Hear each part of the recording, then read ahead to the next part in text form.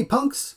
Welcome back to the University of Radlands. We have another Cult of Chrome camp preview to go over today, number 11, and I will link Daniel's Board Game Geek post in the description. So let's see what he has cooking for us today. Today's preview is a camp called Mining Camp. Gives you one starting card at the beginning of the game. A couple of abilities on here. For 1 water, remove any player's destroyed camp. A person can now be there. Then damage.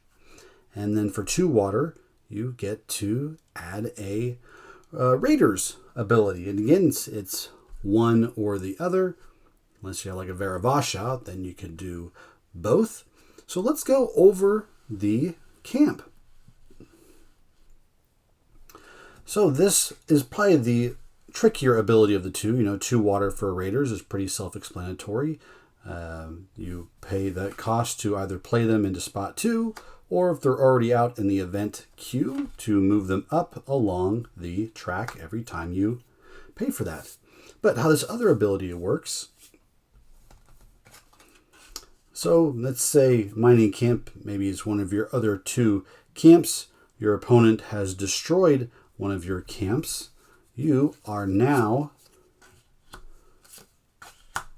able to destroy this camp.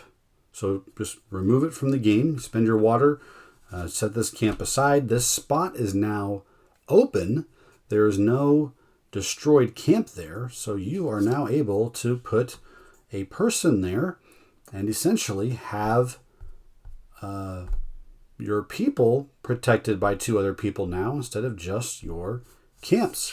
So kind of a fun one here. Now it says any players, so you can also remove your opponent's destroyed camps from their side to be able to deal a 1 water damage.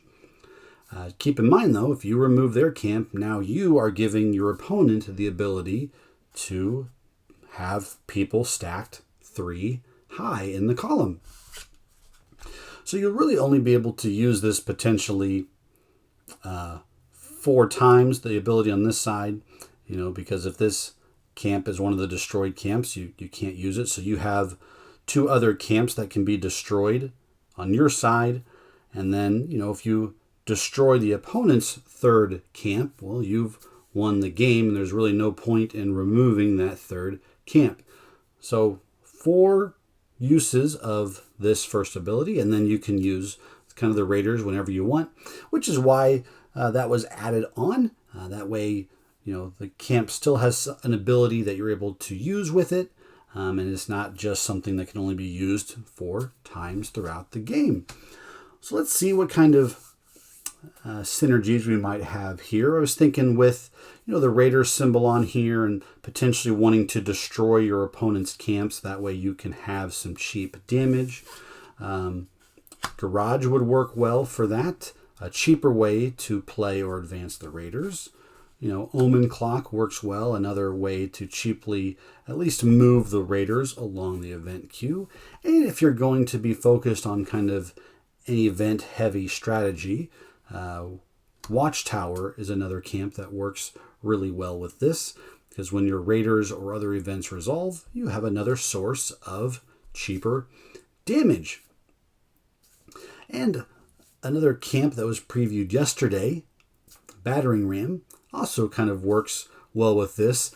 Daniel left us a little Easter egg or teaser, if you will, at the end of that camp description in his post that Battering Ram allows you to destroy any camp as long as you have 6 people on your side. But he mentioned that you can have more than 6 people on your side, and people weren't sure how you could do that. Well, Mining Camp is the way to do that. You destroy a camp on your side, and if you have Mining Camp and Battering Ram, you can now have 7 people on the board and still use the ability of Battering Ram to spend 3 water to destroy any camp. So that's kind of the camp synergies. Demolition Derby, is also probably another really good one that would pair well with this. It's another Raider heavy camp. So push and advance your Raiders, and then when your Raiders resolve, push your opponent's events back. Pairs really well with this. Let's see what kind of punk cards that I think would work well with Mining Camp.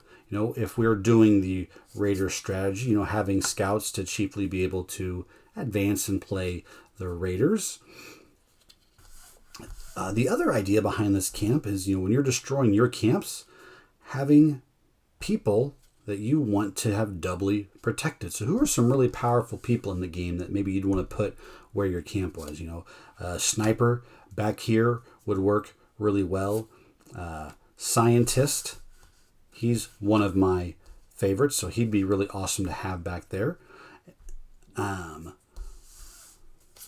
Muse, if you can protect your free water for several turns in the game, that free water could add up really fast and maybe turn the tides in your favor. And I would say whatever other characters that you have that you like would work well to doubly protect on your side. All of the named characters would be great back here. Argo Yeski, to have really cheap damage in all your people to keep him upright. Zeto Khan, of course, wouldn't be too bad, especially with the pairing of the Raiders. When those are the first event, you can really keep the Raider pressure going against your opponent every turn. Varavash, allowing you to use cards' abilities multiple times.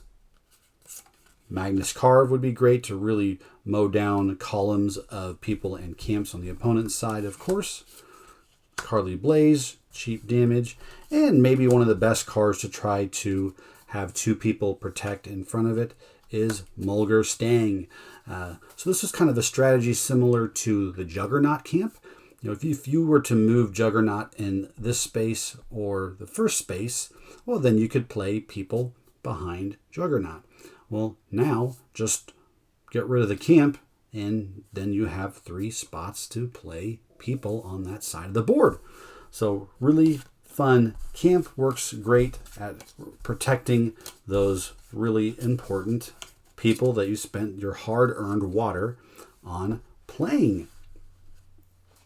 Yeah, this is a great camp. Really can kind of changes how you can play the game in a good, easy way that you can still use all of the cards. You have cards in the field, you can remove your people. Why not be able to remove your camps? So this is kind of a fun one to play test and have it evolve, over time. Originally it was maybe just kind of the one ability, and then the Raider symbol was kind of added on later as the play testing progressed to kind of, like I said, give you more options to be able to use this camp. So it's a really fun one.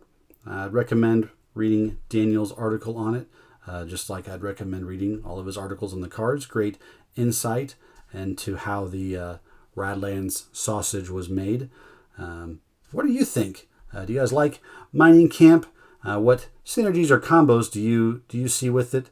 I think it's great, and I'd like to hear what you'd have to say about it. Let me know in the comments down below. And as always, stay thirsty, punks.